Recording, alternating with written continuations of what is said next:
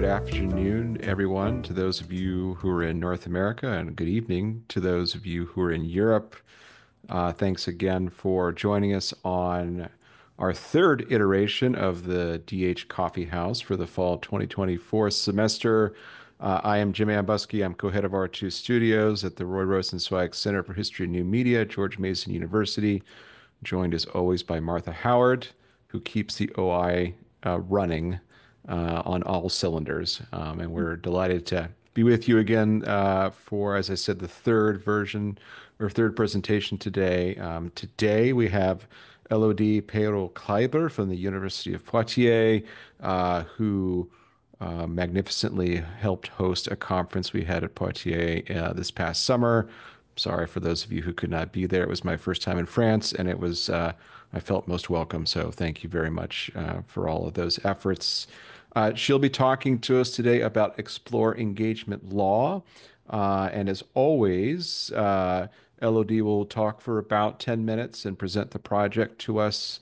If you have questions that pop into your head as she's speaking, please feel free to pop those in the chat, and I'll turn to you during the Q&A session. And with that, Elodie, I turn the floor over to you. Well, thank you so much, and I'm really happy to have been given the opportunity to present this project. At first, I was a bit ashamed by the prototypical stage of my digital humanities project compared to others that we'll see. I see Stephanie is connected, so next week you'll see a more achieved version of a project. However, I thought that it would also be interesting to see a project in its first steps. So the link that I had shared is very user-friendly, so that's why I'd rather walk you through my project, because so far it's not online, so it hasn't been shared yet. So why this project and why go digital? I have been working on indentured servitude, first in the Chesapeake for a long time. And while I was working on identifying and understanding Irish indentured servants in the Chesapeake, I had already realized that legislation played a crucial role in defining and shaping indentured servitude. It was indeed a crucial tool for control, oppression, and also very favorable to the masters. So kind of a law of accommodation, really, to meet the needs of the masters and planters. However, I had also looked at the French system of indenture, engagement, and I was very interested to compare those two systems as they had been developed quite at the same time, and sometimes in areas, I'm thinking of the West Indies, that were quite close. So my idea was to look into the legislation regulating servitude, indentured servitude, both within the English colonies and the French colonies during the 17th and 18th centuries, to see if there had been some kind of porosity between the two systems, and if, as I knew that France was looking towards England during the different phases of colonization, if there had been some influence from one empire to the other, and more locally from one colony to the other, whether intra-imperial space or inter-imperial spaces. So to do this, I started 5 years ago to compile all of the laws that were mentioning servants, whether they were local mostly for English colonies, it was a matter of the General Assemblies discussing and voting legislation. For in the French context, it was rather coming from either the king or the admiralty, so something less local. What I realized very quickly was that I would have access to a lot less numerous, important number of laws on the French side than on the English side, because very simply, indentured servitude within the French Empire was a private affair. In the English context, features like movement, uh, family building, trade, interactions, relationships, all of those aspects of indentured servitude were indeed targeted by some acts and local legislation. In the French context, we had mainly access to ordinances, decrees, documents that were coming from France, basically. Locally, it was a lot less evident to find legislation on indentured servitude. So if we look at my table that gathers something like 760 pieces of legislation, there's a lot more on the English colonies than on the French ones. However, I thought of going digital for first to archive my work. As I said, it's a 5 years piece of work. And the digital engineer I was working with, Michael Noget, was also very involved in telling me you need to save your work and you need to secure also its ownership. Things that we don't really think of sometimes. Well, I didn't. And the other thing was like, I've done all this work, but I'd love to share it, to have other scholars and students use it. So I didn't just want to post online my Excel sheet because I started on an Excel sheet. In the building of the Excel sheet, the digital engineer was also quite instrumental because he advised me to add some more criteria, or also advised me to go bilingual as well. He basically told me what was possible. I was coming to him with plenty of ideas and being very enthusiastic, but then Technic hits and then you have to adapt. So unless you have a real tech, you're real tech savvy, it's very important to be working with someone who knows what he's doing. So yes, as I was saying, I wanted to store my project, but I also wanted to share it, and not just share it, but I wanted people to be able to manipulate it.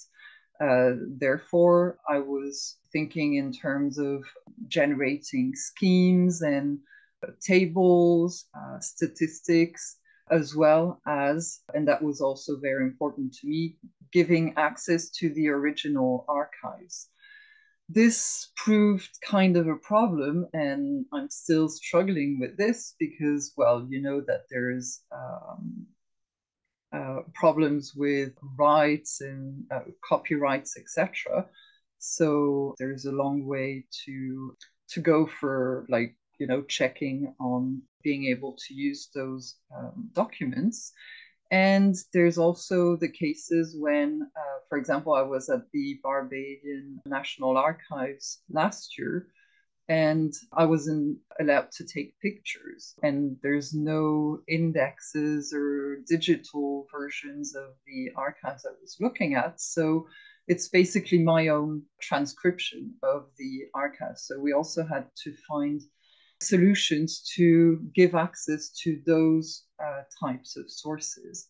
I'll show you how it's laid out. And once again, please be kind because it's only like a work in progress.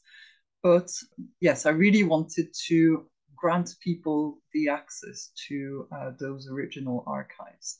For each law, act, decree, I provided small description.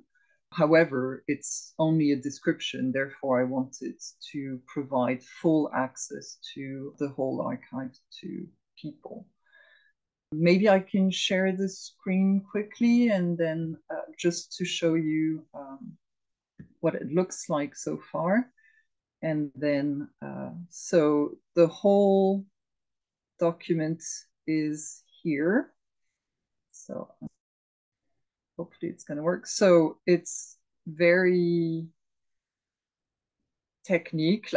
So, but you can see here, those are the different valeurs. So if you want columns that I had selected, and you can see here in a very unfriendly manner, for example, that most of the lines that I've created in my Excel sheet are acts, but there are other forms. Of course, it needs to be cleaned, kind of, because there are typos, and you realize when you see the data in this kind of layout that you have indeed not been quite serious in, you know, the spelling and the way you laid out the information. So that will require a lot of work too.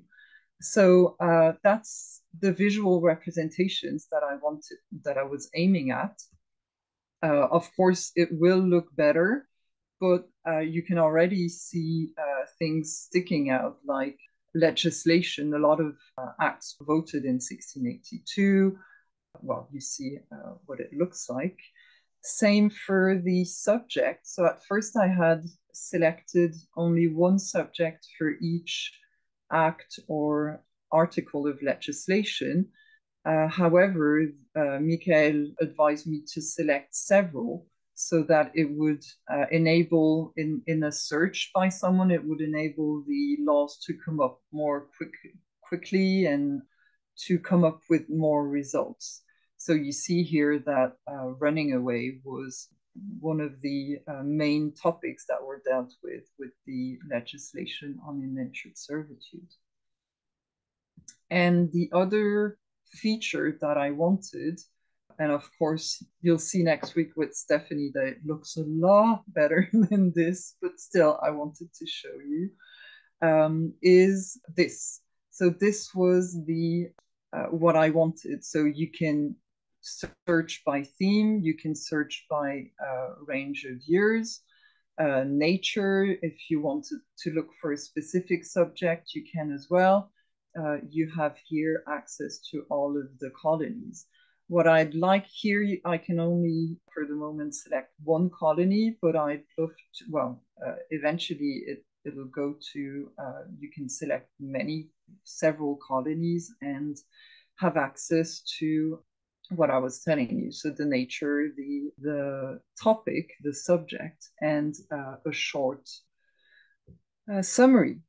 Of course, what I wanted to show you on providing access to the archives is not working, just to annoy me. But here, technically, when I pressed here, I would have had access to the original archive.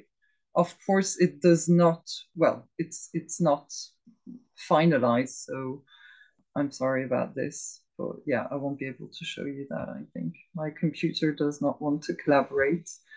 So yes, I guess I can leave the floor to questions, if that's okay.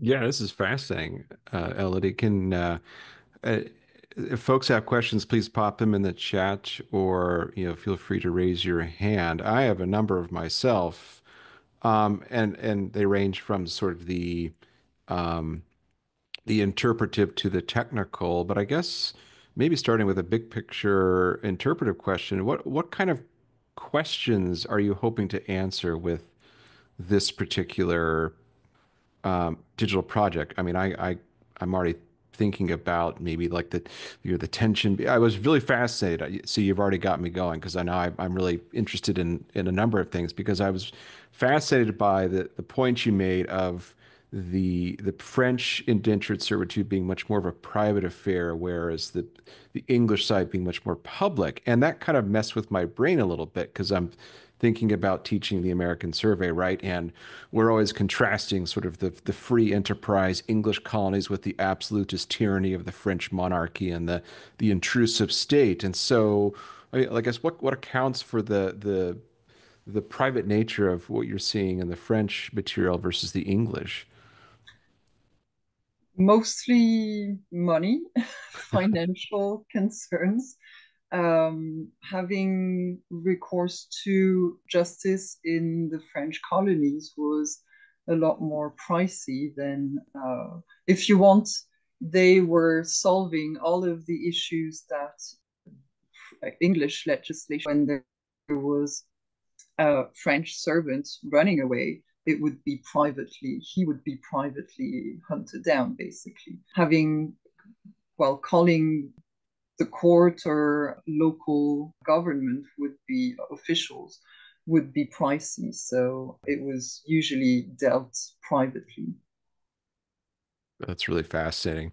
And as you were talking about the issue of, compiling these different archival sources, and you talked about the issue of copyright, which is which works very differently depending where you are. I mean, having researched in, quite a bit in Scotland and having in a former role at a different institution actually helped with a French digitization project.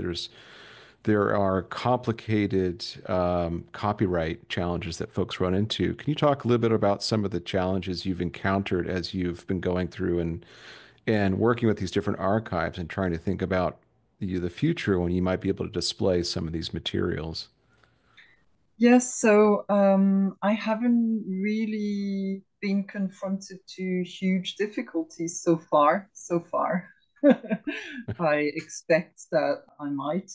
On the French side, it's pretty straightforward because if it's held by the ANOM, the Archives nationales d'Outre-mer in Aix-en-Provence, you can very easily contact them and they'll tell you very quickly if you're allowed to use those documents or not.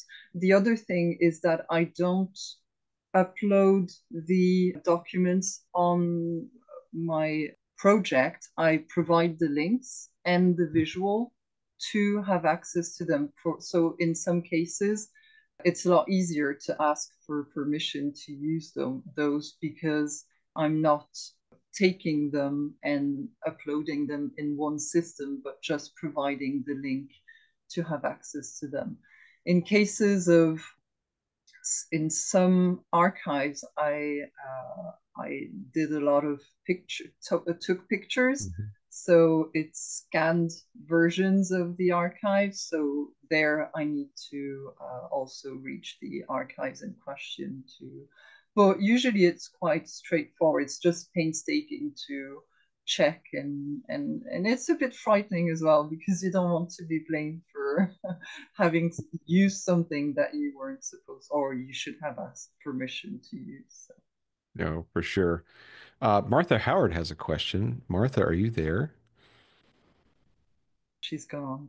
Yes, yes, I'm here. Hi. Sorry, things like yeah. As always, I'm interested in the very nitty gritty and sort of administrative of it. Which I get. How is it that can people? Do you let people log into their own instance elsewhere? I mean, or how do you kind of give permissions for that? And so if you wanted collaborators, how would that work? You mean if I want to use links to the different collections, digitized collections or whatever? Oh, I meant if you had like if you knew, say, a grad student or somebody's going off to work in a collection, can they log in and put information in? Oh, you mean for once my project is done, is it going Yeah, to be collaborative? yes. I mean, will it have a sort of, can a lot of people use it at once? Like So almost like a yes, a lot of subscription. people will be able to use Okay. it at once, and I'd love that to be possible, especially in a pedagogical Yeah. context, because I have a few ideas of how to use it or how to have students use it. But yes, it will be collaborative. I'm a bit afraid I wouldn't want anybody to have access to modifying the data. That's what However, and that's, I guess, what I was curious about. Yeah. yeah, however, I'll be receiving like advice, or I hope to have been comprehensive, but I don't know if anybody can say that they have really, and I'm sure I missed some of the laws and acts. But yes, if someone uses uh, the database and spots things that should be corrected or improved, yes, I'll be providing a channel to reach me, and I'll be in charge of modifying it with the help of the digital engineer, because I wasn't the one coding, as you've Okay. understood. Yeah. Yeah. So yes, I need help too. Along those lines, you had mentioned earlier during your talk about cleaning the data. Can you kind of walk us through what that means for you in this context, and what data are you cleaning, and what how does it look when it's dirty, and then what does it look like when it's pristine? Oh, it's just, when you build an Excel sheet and then you use, we call it in French, tableau croisé dynamique. So it's dynamic, whatever. I don't know how to say it in English, but you can select some of the criteria, some of the values in the table and in the Excel sheet. And sometimes, I don't know, on some occurrences, I might have put a double N to ordinance, and therefore it would have select those as two different items while it's only a single one. Same for, I don't know, if I have written Massachusetts with a capital M and Massachusetts with no capital M, that would be considered as two different items while it's one only. So that would be the clean version, is to homogenize all of the values. A lot of work indeed. Stephanie Hunt Kennedy, please. Hi, thanks, Elodie. It's so great to hear about it more. And yeah, we have a lot of overlapping research interests, so it's very cool to see your project taking shape. I just had a question about the categories, or I mean, we call them different thing. I call them tags, like how to tag a law. And just I'd like to hear about your process and challenges that because I think in some ways you could just continue to tag, like there's just, the laws are so rich, and the categories sometimes overlap. And so I'm just curious to know more about your kind of decision making in that process and how you ended up with the categories you have, and what you kind of hope that they'll do for researchers. Okay, thanks. And I'll be connected next week as well to hear about your project. I think it's 2 weeks. I Oh, think I'm it's in 2 weeks' time. Oh, sorry. Yes, indeed, it was quite mind-wrecking to decide what categories. Some are obvious, like the colony, or even though they might be tricky as well. But yes, the date. Sometimes I had access to the month or the exact day of the voting of the act. One thing that I struggled with as well is that when I say act, sometimes the acts had different articles. So, how to differentiate the fact that it was the same law with different articles? Should I consider each article as one specific law? You see what I mean? So, that was also something that I struggled with. I wanted to provide, of course, the source where I had found the archive. I also was advised by Michael, the digital engineer, to add HTML column without the link, where it was only in written format so that we could save the link in case of, well, I can't remember exactly what he said, but it was important. And also what I added after starting my Excel sheet was details about if the laws were dealing with servants indifferently or female and male servants on what topic. So I was interested to see if there were laws for which or topics regarding the system for which it was important to differentiate women servants and men servants. And also, what I was also interested in is to see, because when I was studying Virginia and Maryland, I had noticed that some of the legislation regarding servants had been to some extent reused for slavery. And so instead of having an act concerning servants, it was an act concerning servants and slaves. And therefore, I wanted to see which laws had been somehow reused or recycled. So I added columns of female, well, men servant, woman servant, indigenous as well, and enslaved. I wasn't able to differentiate. Well, I didn't go any further. I could, but I didn't go any further. Mm-hmm. And then Thank you. the summary, I wanted to add it, even if I know it can be a bit biased, and I really tried to be objective, but I wanted to give in a few lines the gist of the law as well. Mm-hmm. And I imagine there's opportunity for scholars to, as you say, not only trace how a particular law regarding servants may have influenced a law regarding slavery, but also how different locales were inspired by other laws, like tracing the development of legislation across space as well as time. Exactly. In Yeah. my wildest dreams, I was imagining a device that would authorize, is that it? That would identify the words of the law and that would and that would, superimpose the laws to see if there were similar formulations, could trace a potential link between colonies or in time as well, Yeah. from one law to another. Cool. Thank you so That's much. my wildest dream. Maybe I'll get there. Yeah. Thank you. Thanks, Elodie. Love a good categories question. Bertrand?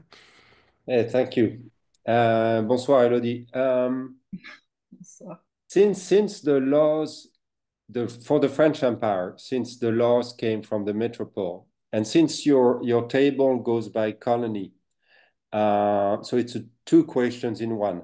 In the decrees, the royal decrees, do they mention where the law will be applied or what is it for, like Guadeloupe, Martinique, or first question? And then if it's not mentioned, do you place it in the category French islands or French Caribbean?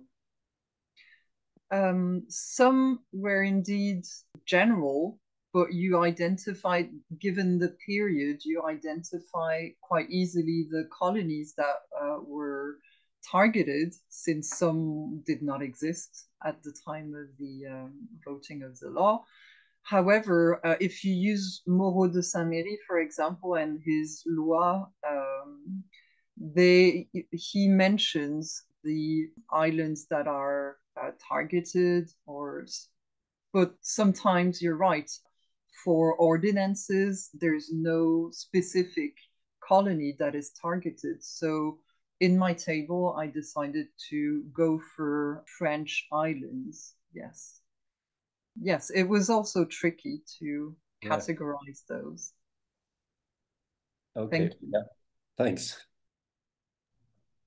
Elodie, I was curious. You've talked a little bit about the engineer you've worked with. Can you talk a little bit about the discussions or the give and take in explaining your vision for what you want this to achieve and what your engineers is talking about is technically possible. I mean, you're right, right? Some of us have a kind of both the DH skills and the history skills in one package, but some of us, bring to the table the research side, and we reach out and we collaborate with folks who have more of the technical side.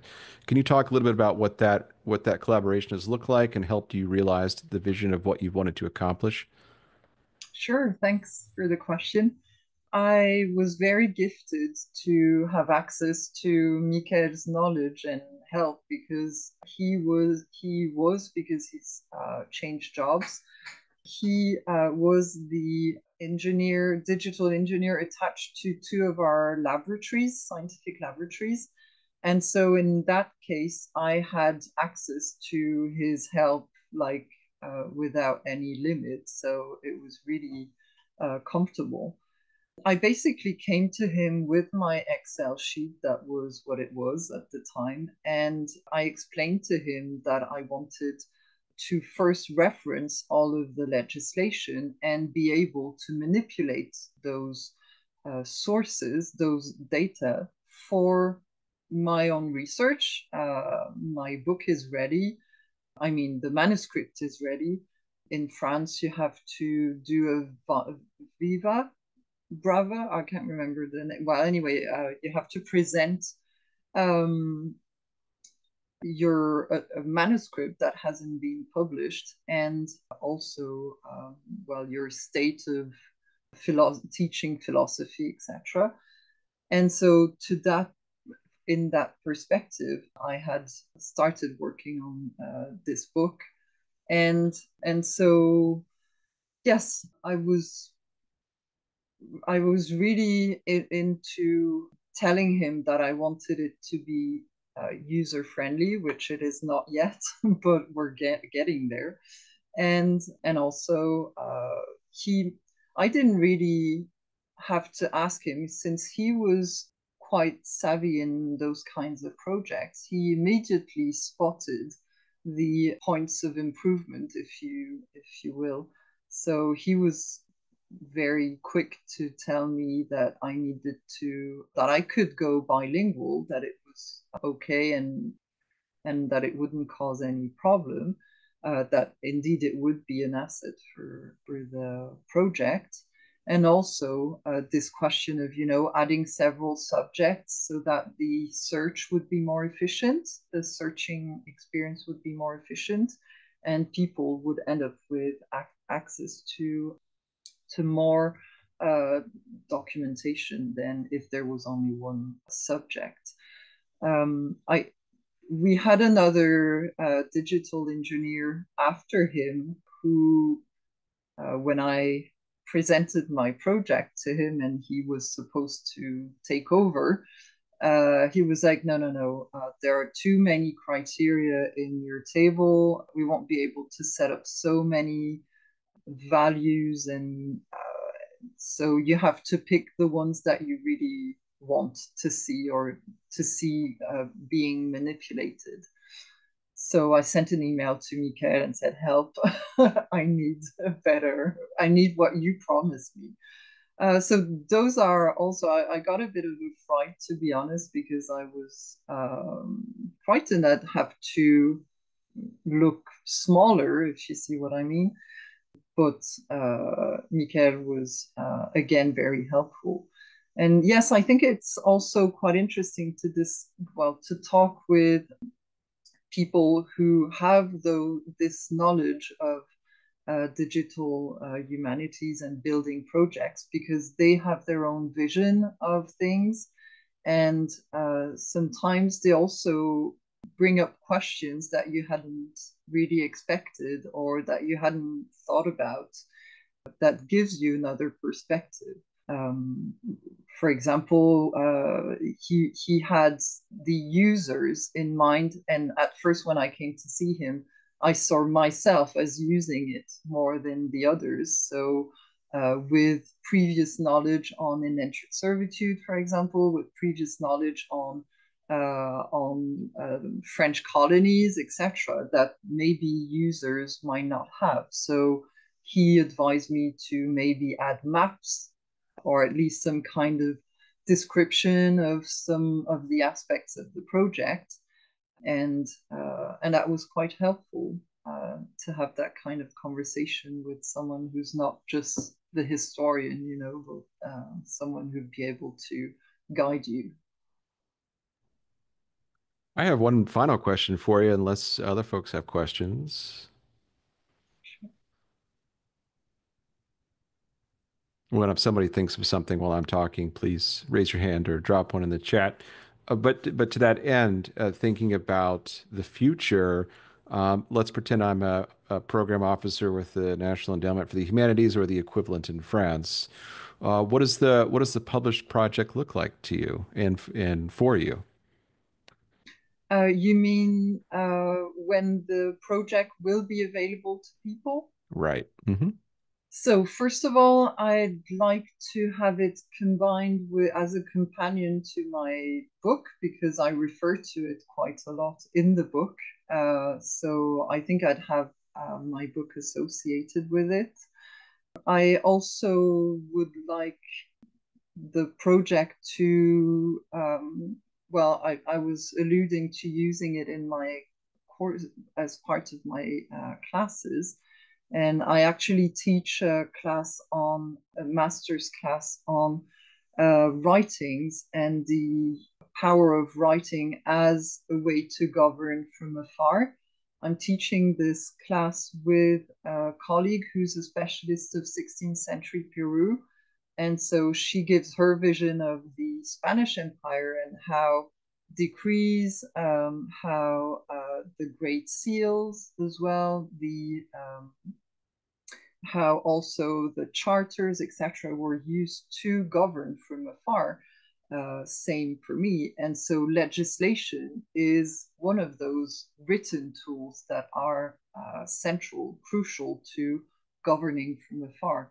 Therefore, I envision integrating this into my class and having the students use the database to, I don't exactly know quite how they're going to do this, but acknowledge at least the importance of legislation as writing, as a way to govern from afar. I don't know if I've answered fully your question. No, you did. Actually, I was like, I would take that class. That sounds really cool. So sign me up. Well, thank you very much, Elodie. Any final thoughts for our audience here as we head into the afternoon or evening? Thank you so much for having listened to me while you were having your lunch. Well, it's a great place to end it. Thank you very much. This is fascinating. I look forward to both your book and the published project. And in 2 weeks, Stephanie Hunt Kennedy from the University of New Brunswick will be our guest, and we look forward to that. Thank you all very much for joining us, and we'll see you next time.